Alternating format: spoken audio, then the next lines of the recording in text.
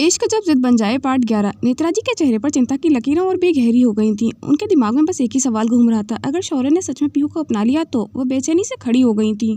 उनके हाथों की उंगलियां आपस में उलझने लगी थी। उन्होंने अपने चारों ओर नजर दौड़ाई, लेकिन हॉल में अब कोई नहीं था, सिर्फ सन्नाटा और उनके दिल की धड़कन जो तेज होती जा रही थी। नहीं, ये नहीं हो सकता, ये नहीं होना चाहिए। नेत्राजी ने खुद को समझाने की कोशिश की, लेकिन मन में डर बैठ चुका था। उन्होंने जल्दबाजी में अपने फोन की स्क्रीन को ऑन किया और किसी को नंबर डायल किया। फोन की घंटी बजी, लेकिन कोई जवाब नहीं आया। उन्होंने झुंझलाकर फोन बंद कर दिया और धीरे धीरे सीढ़ियों की तरफ बढ़ने लगी।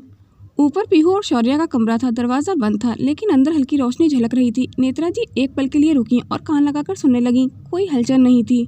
दूसरी ओर शौर्य अपने कमरे में पहुंचा, लेकिन उसकी निगाहें पीहू को कमरे में ढूंढ रही थी। दरवाजा बंद था, लेकिन फिर भी एक अजीब सी कशिश उसे रोक रही थी। पीहू अभी बाथरूम में थी। उसने अपनी उंगलियों को हल्का मोड़ा, जैसे किसी दरवाजे पर दस्तक देने का मन हो, लेकिन फिर खुद को समझाकर रोक लिया। अभी नहीं, उसने धीमे से खुद से कहा, फिर बेड पर जाकर लेट गया था। पीहू जैसे ही बाथरूम से चेंज करके बाहर आई, उसके माथे की शिकन गहरी हो गई थी। शौर्य, उसने गुस्से से पुकारा। शौर्य जो बिस्तर पर आराम से आधा लेटा हुआ था, हल्की मुस्कान के साथ उसे देखने लगा। अब क्या हुआ, उसने आलस से पूछा। पीहू ने हाथ नचाते हुए पूरे बेड की तरफ इशारा किया। ये सब क्या है? तुम्हारा पर्स यहाँ, घड़ी वहाँ, जैकेट आधी लटकी हुई है। ये कोई तरीका है क्या? तुम इतने लापरवाह कैसे हो सकते हो? शौर्य ने हल्की सांस ली, जैसे उसे इस सबकी आदत हो। अरे थक गया था तो जहाँ मन किया रख दिया। वैसे भी अभी तो सोने वाला हूँ ना, सुबह समेट लूंगा। पीहू ने आंखें घुमाई। हाँ, सुबह तो तुम्हारी नींद तब टूटेगी ना, जब मैं तुम्हारे सिर पर खड़ी होकर चिल्लाऊंगी। शौर्य मजे से मुस्कुराया और आंखें बंद कर ली। तो ठीक है ना, तुम खड़ी हो जाओगी मुझे जगाने के लिए, सब कुछ ऑर्गेनाइज रखने के लिए। तुम जो हो तुम ही कर लेना ना। पीहू का मुंह खुला का खुला रह गया था। वाह, मतलब तुम्हारी इस लेजीनेस की वजह से मुझे तुम्हारी मेड बनना पड़ेगा? शौर्य ने हल्के से आंखें खोली और मासूमियत से बोला। मेड नहीं, बीवी। वैसे भी तुम्हें मुझे संभालने की आदत डाल लेनी चाहिए, मिस्टर शौर्य की मिसेस पीहू। पीहू ने तकिया उठाकर उसको दे मारा। तुम्हें ना बिल्कुल भी सुधरने का मन नहीं करता शौर्य। शौर्य हंस पड़ा और तकिया पकड़ लिया। बिल्कुल भी नहीं। जब तक मेरी प्यारी पीहू मुझे डांटने के लिए यहाँ है, तब तक मैं कैसे सुधर सकता हूँ? पीहू ने गुस्से से उसकी जैकेट उठाई और जबरदस्ती उसकी तरफ बढ़ाई। अब ये रखो अपनी जगह, अभी के अभी। शौर्य ने एक लंबी सांस ली और आलस भरी आवाज में बोला, अभी मतलब अभी? पीहू ने आंखें तरेई। हाँ, वरना मैं तुम्हारी बाकी चीजें खिड़की से बाहर फेंक दूंगी। शौर्य उठने का नाटक करने लगा, लेकिन फिर वापस लेट गया। अच्छा फेंक दो, फिर कल ढूंढने में तुम्हें ही मेहनत करनी पड़ेगी। पीहू ने गुस्से से शौर्य की जैकेट उसके ऊपर फेंकी और पलटी। तुमसे तो बात करना ही बेकार है शौर्य। शौर्य हंसते हुए जैकेट हटाने लगा। सुनो ना पीहू, इतनी छोटी छोटी बातों पर इतना गुस्सा मत किया करो। वैसे भी तुम्हें गुस्से में देखना बहुत क्यूट लगता है। पीहू ने बिना उसकी ओर देखे तकिया खींचा और खुद को कंबल में लपेट लिया। शौर्य मुस्कुराया और धीरे से फर्श पर पड़ा अपना पर्स उठाया। चलो, इतनी मेहनत तो कर ही सकता हूँ, वरना मेरी प्यारी वाइफ गुस्से में सोएगी और वो मुझे बर्दाश्त नहीं। पीहू ने कोई जवाब नहीं दिया, लेकिन उसकी होठों की हल्की मुस्कान बेशक शौर्य ने देख ली थी। अगली सुबह सूरज की हल्की किरणें कमरे की खिड़की से छनकर अंदर आ रही थी। पीहू गहरी नींद में थी, लेकिन अचानक किसी की हल्की हल्की आवाज सुनकर उसने करवट बदली। उफ, ये क्या कर रहे हो शौर्य? पीहू ने नींद में बड़बड़ाते हुए आंखें खोली। उसका दिमाग पूरी तरह जाग भी नहीं पाया था कि उसने देखा शौर्य बिस्तर पर बैठा बड़े आराम से कॉफी पी रहा था और उसके बिखरे हुए कपड़ों के पास बैठे जूते पहनने की नाकाम कोशिश कर रहा था। पीहू ने गहरी सांस ली और खुद को कंबल से ढक लिया। शौर्य, तुम सच में दुनिया के सबसे लेजी इंसान हो। शौर्य ने कॉफी का एक सिप लिया और मुस्कुराया। क्यों, मैंने क्या किया? पीहू ने अपना सिर तकिए से उठाया और चारों तरफ नजर घुमाई। तुमने अपने बिखरे हुए सामान को अभी तक नहीं समेटा। और ये क्या तरीका है? तुमने सारे कपड़े फैलाए हुए हैं। जो शर्ट पहननी थी ना, वही निकालते ना सिर्फ। और ये बेड पर बैठकर जूते क्यों पहन रहे हो? शौर्य ने अनजान मानते हुए कहा। अरे, रात को सोने से पहले सोचा था कि सुबह उठकर सब समेट दूंगा, लेकिन फिर लगा कि थोड़ा और सो लिया जाए। पीहू का गुस्सा 7वें आसमान पर था। उसने तकिया उठाया और शौर्य की तरफ फेंक दिया। तुमसे कुछ भी उम्मीद करना बेकार है शौर्य।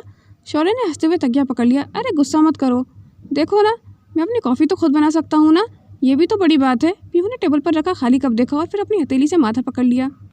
मतलब कॉफ़ी बना सकते हो, लेकिन अपनी चीज़ें खुद नहीं रख सकते? शौर्य ने शरारती अंदाज में कहा। अब तुम हो ना मेरी लाइफ में, तो मुझे खुद करने की क्या ज़रूरत? तुम अरेंज कर दिया करो मेरा सामान, फिर ठीक से रखा करूँगा। पीहू ने आंखें तरेरी। शौर्य ने हंसते हुए अपने हाथ जोड़ लिया। अच्छा बाबा, अब से अपनी चीज़ें खुद रखूंगा, लेकिन एक शर्त पर। पीहू ने भौएं चढ़ाई। क्या? शौर्य ने धीरे से उसकी तरफ झुककर कहा। तुम मुझे रोज़ सुबह ऐसे ही डांटो, बहुत प्यारी लगती हो डांटते हुए। पीहू ने झटके से कंबल उठाया और खुद को उसमें लपेट लिया। बिल्कुल बेवकूफ़ हो तुम शौर्य। शौर्य ने मुस्कुराते हुए उठा और अपने सामान को सही जगह रखने लगा। पीहू ने कंबल के अंदर से झाँक कर उसे देखा और मनी मन मुस्कुरा रही थी। सुबह की हलचल पूरे घर में महसूस की जा सकती थी। नीचे किचन से बर्तनों की हल्की खनखनाहट और चाय की खुशबू आ रही थी। पीहू अपने अलमारी से सूट निकाल रही थी कि तभी दरवाजे पर हल्की सी दस्तक हुई। पीहू भाभी, उठ गई आप? रितिका की आवाज़ सुनकर उसने पलकें झपकाई। हाँ, मैं अभी आ रही हूँ।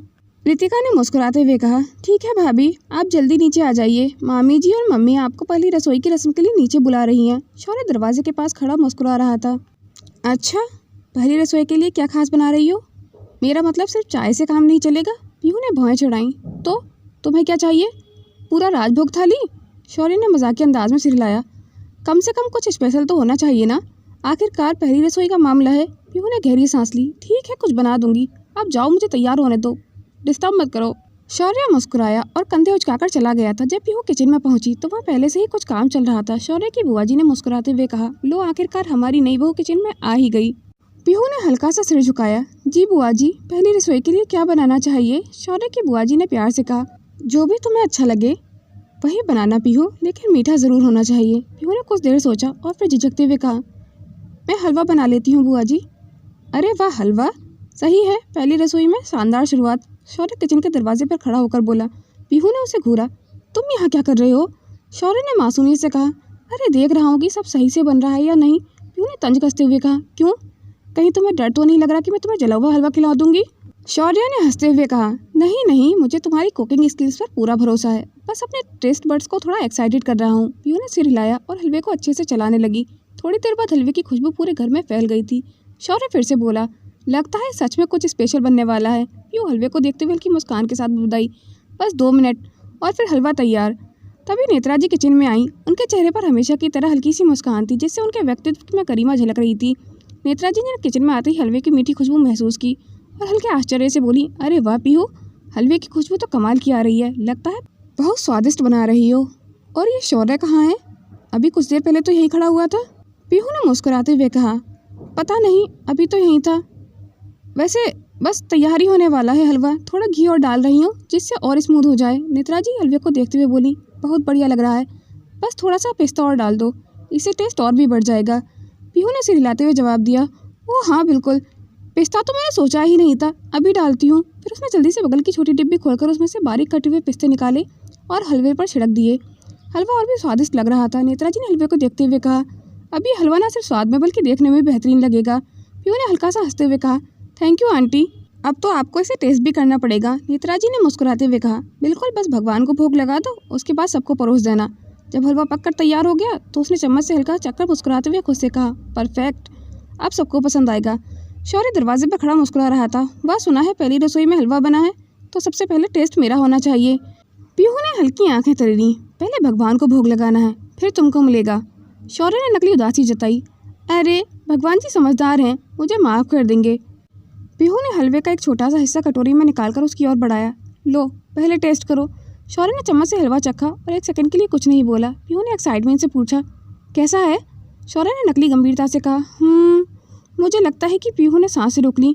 क्या अच्छा नहीं बना? कि तुम रोज़ मेरे लिए खाना बना सकती हो? शौर्य ने शरारत से मुस्कुराते हुए कहा।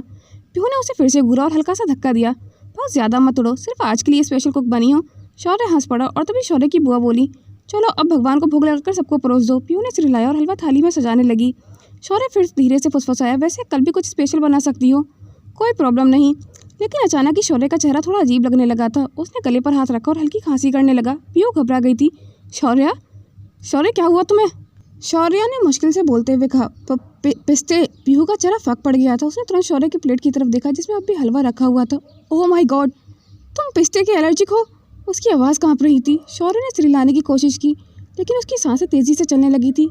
गले पर हाथ रखते हुए उसने घबराहट भरी नज़रों से पीहू को देखा। शौर्य कुछ मत बोलो।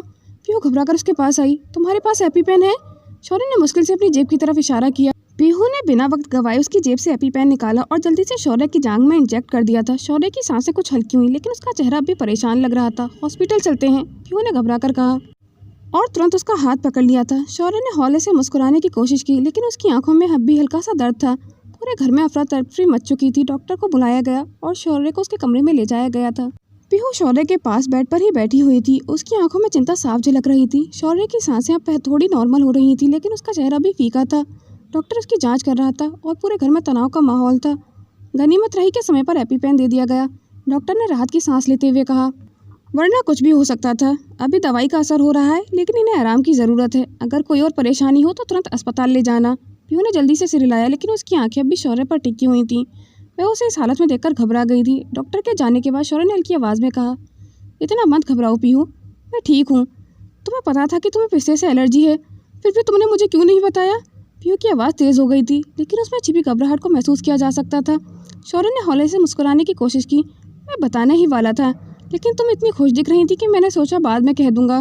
पीहू का दिल किया कि उसे डांट दे, लेकिन उसकी हालत देखकर वह बस गहरी सांस लेकर ही रह गई थी। आइंदा से कुछ भी खाने से पहले मुझे बता देना, समझे? पीहू ने उसकी ओर उंगली उठाकर कहा। शौर्य ने हल्का से हिलाया और मुस्कुराया। तुम इतनी टेंशन ले रही हो जैसे मैं मरने वाला था। पीहू की आंखें एक पल के लिए आंसू आ गए थे, लेकिन उसने जल्दी से चेहरा दूसरी तरफ कर लिया था। पीहू ने शौर्य के होठों पर उंगली रखते हुए कहा, ऐसी बकवास मत करो, अब आराम करो। उसने धीरे से कहा और शौर्य के माथे पर हाथ रखा, यह जांचने के लिए कि उसे बुखार तो नहीं। शौर्य ने हल्के से उसकी उंगलियां थाम ली और फुसफुसाया, थैंक यू पीहू, सच में तुम सच में स्पेशल हो पीहू, तुमने मेरी जान बचा ली। पीहू की आंखों में आंसू आ गए थे। तुम्हारी जान खतरे में थी और तुम्हें मजाक सूझ रहा है?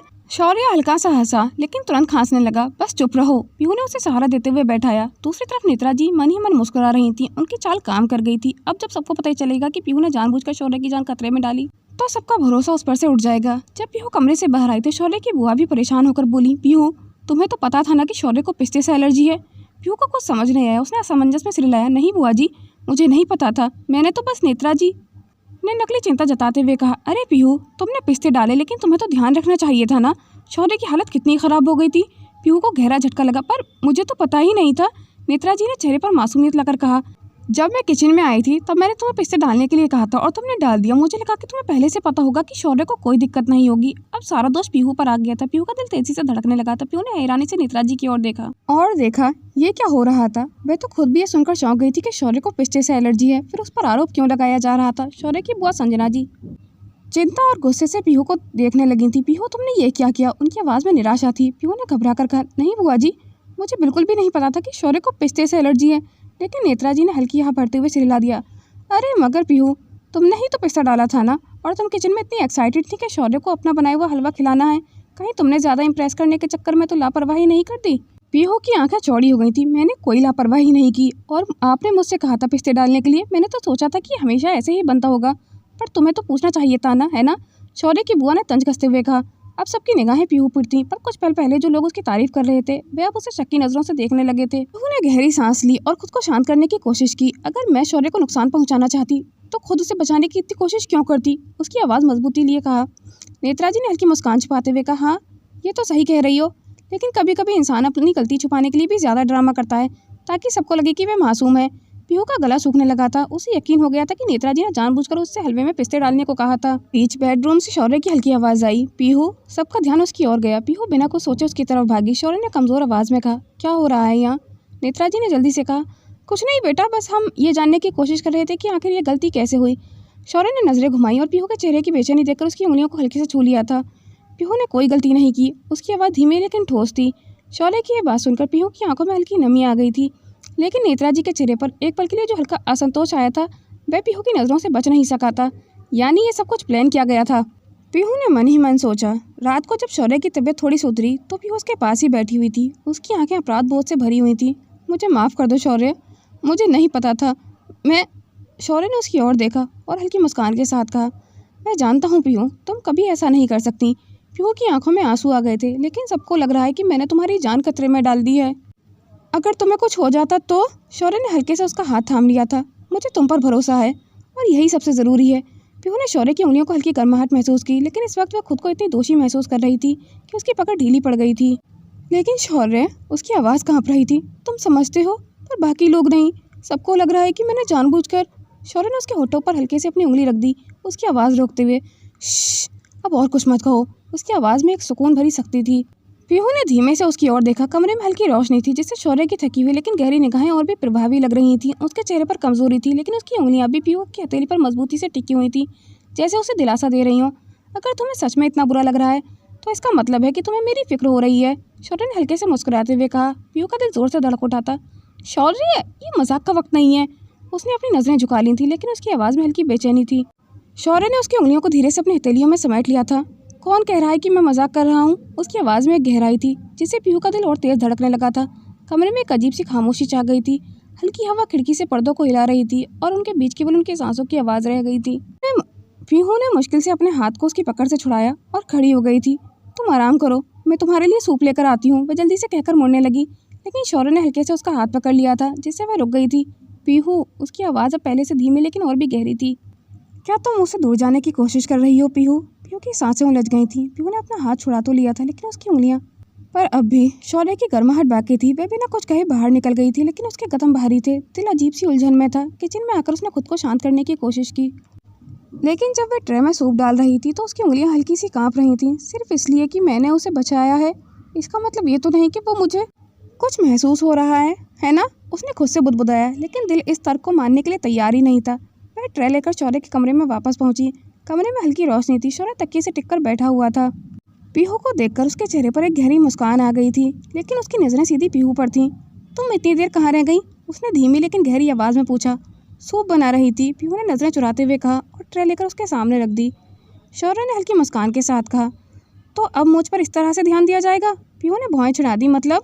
शौर्य ने धीरे से ट्रे की ओर इशारा किया। पहले तुमने मेरी जान खतरे में डाल दी और अब मुझे मनाने के लिए सूप लेकर आई हो। पीहू उसकी बात सुनकर झुंझला गई थी। शौर्य, लेकिन शौर्य ने मुस्कुराते हुए उसकी कलाई पकड़ ली थी, जिससे वह ठिठक गई थी। मैं बस मजाक कर रहा हूँ। उसकी आवाज़ में एक सुकून देने वाली गर्माहट थी। मैं जानता हूँ पीहू कि तुम ऐसा कभी नहीं कर सकती, और मुझे किसी और की परवाह भी नहीं कि कोई तुम्हारे बारे में क्या सोचता है। पीहू की आंखें उसके चेहरे पर टिक गई थीं। शौर्य का ये अटूट भरोसा उसे और कमज़ोर बना रहा था। पर मैं खुद को माफ़ नहीं कर पा रही शौर्य। उसकी आवाज़ टूट गई थी। शौर्य ने धीरे से उसका हाथ और कसकर पकड़ लिया था। तो एक काम करो। उसकी आवाज़ अब और भी गहरी हो गई थी। क्या?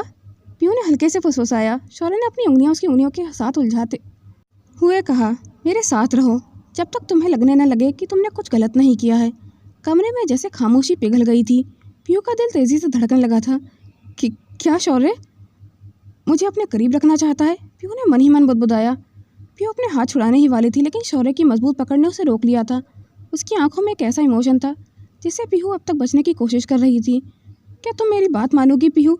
शौर्य की आवाज़ उसके दिल तक उतर रही थी। पीहू ने घबराकर अपनी नज़रें फेर ली थी, लेकिन अब उसके पास कोई जवाब नहीं था।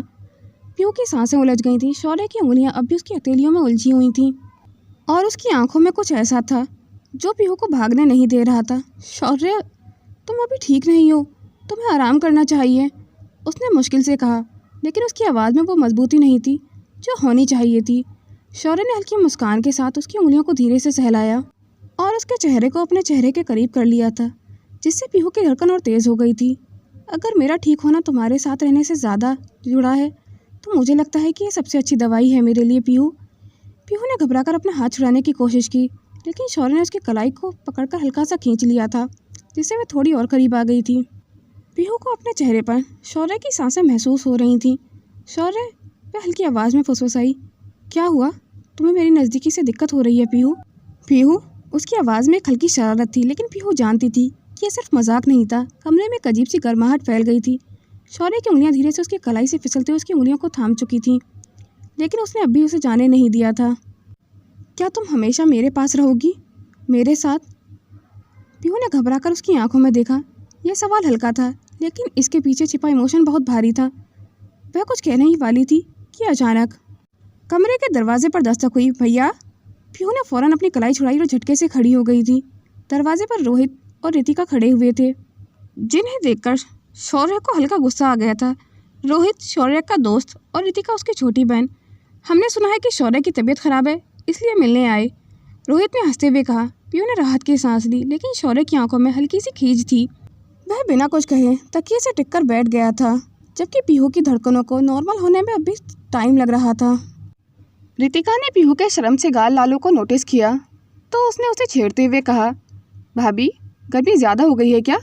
एसी का टेम्परेचर कम है क्या? मैं बढ़ा दूँ? फिर उसने अफसोस जताते हुए कहा, ओहो, हमने आते ही कोई डिस्टर्बेंस तो नहीं दे दी?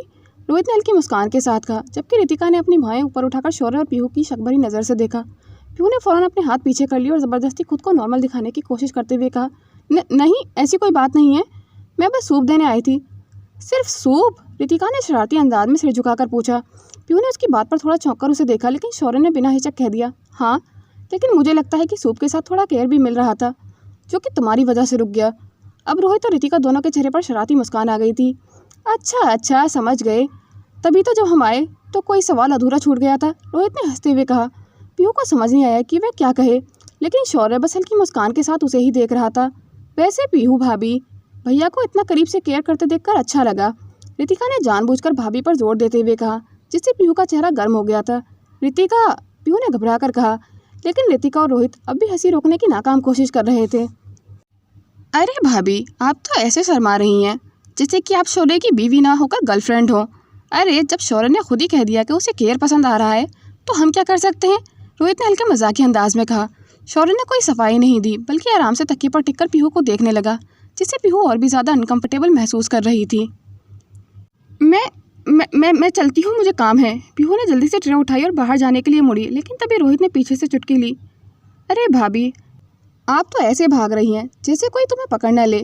पीहू के कदम हिटक गए थे, उसका चेहरा पूरी तरह से लाल पड़ चुका था और शौर्य, उसकी मुस्कुराहट और भी गहरी हो गई थी। रोहित, तुम्हारी ये आदत कभी नहीं जाएगी, पीहू ने झुंझलाकर कहा और तेज़ी से कमरे से बाहर निकल गई थी, जबकि शौर्य पीछे से हल्की मुस्कान के साथ उसे देख रहा था।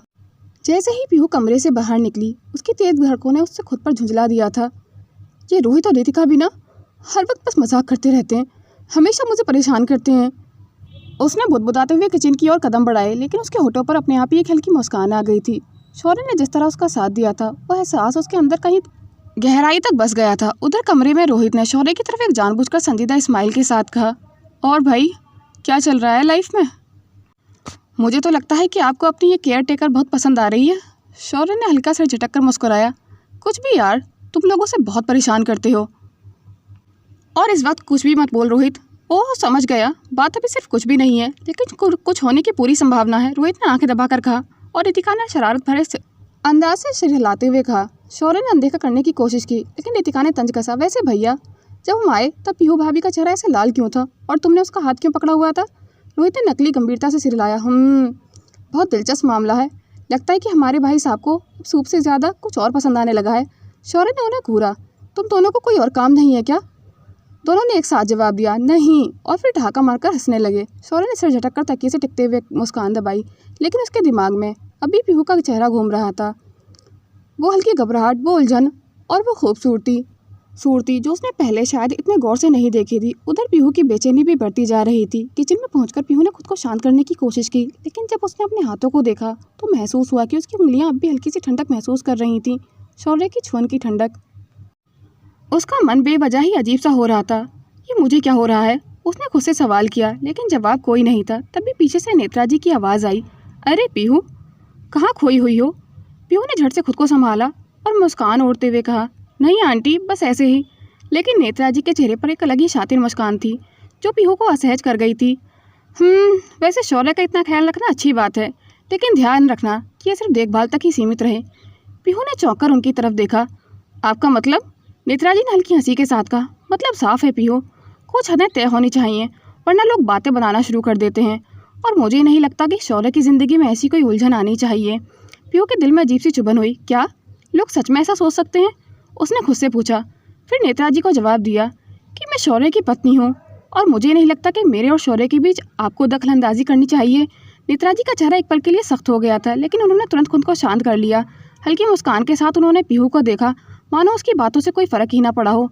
नेत्रा जी की मुस्कान अब हल्की सी तिरछी हो गई थी, लेकिन उनके चेहरे पर वही नकली मासूमियत थी जिसे देखकर पीहू का खून खोलने लगा था। पीहू ने एक कदम आगे बढ़ाते हुए आंखों में ठहराव के साथ कहा, और हाँ, मैं अच्छे से जानती हूँ कि आपने जानबूझकर मुझसे हलवे में पिस्ते डालने के लिए कहा था, ताकि उसकी तबीयत खराब हो जाए और आप इल्ज़ाम मुझ पर लगा सकें। पीहू की बात सुनकर पहली बार नेत्रा जी के चेहरे पर हल्की सी शिकन उभरी थी, लेकिन उन्होंने तुरंत खुद को संभाल लिया और एक नकली हंसी के साथ बोली, ओह पीहू, तुम्हें तो वहम होने लगा है, भला मैं ऐसा क्यों करूँगी? पीहू ने भाएं मोड़ते हुए कहा, ओह प्लीज़, मेरे सामने अच्छा बनने का ढोंग आप ना ही कीजिए तो बेहतर है। अब नेत्रा जी का चेहरा थोड़ी देर के लिए सख्त हो गया था। उन्होंने अपनी साड़ी की पल्लू ठीक करते हुए धीमे मगर सख्त लहजे में कहा, ओह, तो तुम्हें सच में लगता है कि मैं इतना कुछ प्लान कर रही हूँ? तुम्हें इतनी बड़ी गलतफहमी क्यों हो रही है पीहू? उन्होंने मजाकिया लहजे में कहा, लेकिन उनकी आंखों में एक अजीब सी चमक थी। पीहू ने एक कदम आगे बढ़ते हुए और बिना पलक झपकाए हुए कहा, गलतफहमी?